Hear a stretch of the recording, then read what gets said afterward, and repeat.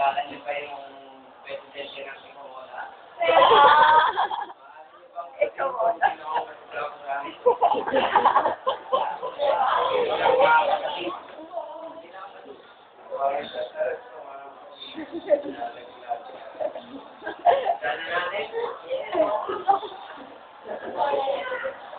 Respeto naman. Respeto ako ng Pilipinas. Aking mga kapatid, mga kapate, guro, mga kapatid, presidente, gandang umaga. Kabataan, pag-asa ang mapa ng bayan,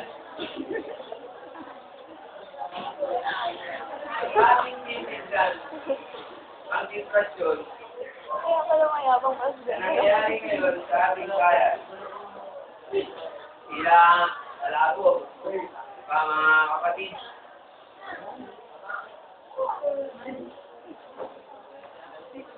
Ang mga kabataan, halos lahat ay nagre-rebelde. Wawala. Pero sa kabila nito, ay nandyan ang ating amang Diyos. Magbalik po tayo sa ating talakayan. Sa tingin niyo, ang gagawin mga kabataan ngayon, pa rin ang mag-aatid sa atin, sa ating magandang inabukasan. Ang ating bibigyan ng ating mga kabataan ngayon, sila, Biblia, malabo, iuba. Pero sana, sa inyong mga kabataan dyan, na tumatawa, maaaring makinig pa kayo sa akin. Para sa inyo to. From Dry. Pero sana sa inyong mga kabataan, hindi mawalang dignidad bilang isang kabataan. Gano'n ba?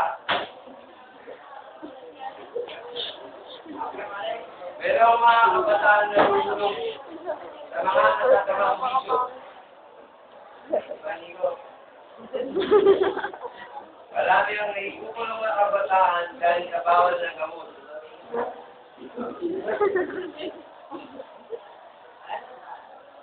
Mayroong mga eksperto sa paggawa ng krimen ng mga kabataan.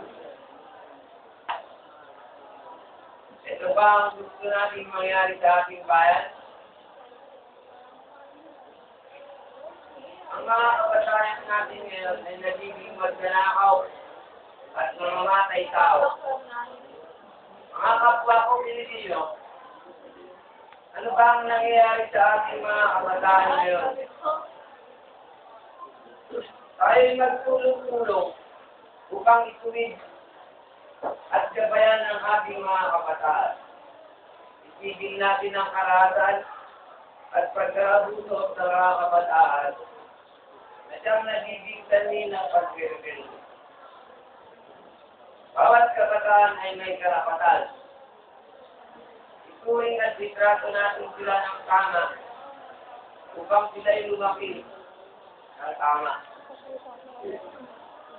Bilang isang presidente ng Pilipinas, ay gagawa ko ng rehabilitation program para sa ilang mga Ang kabataan. pamit na hawak na yung pinakaunahan. Pag-aaralin ko ang mga apag-studios upang mabigyan ng magandang kinabukasan. Kabataan, pagkakaangan ng bayan. Muli, maraming salamat at magandang umaga. Ayan, napakagandang advice sa aking kumpare. Yan po, natapos na ang ating palabas.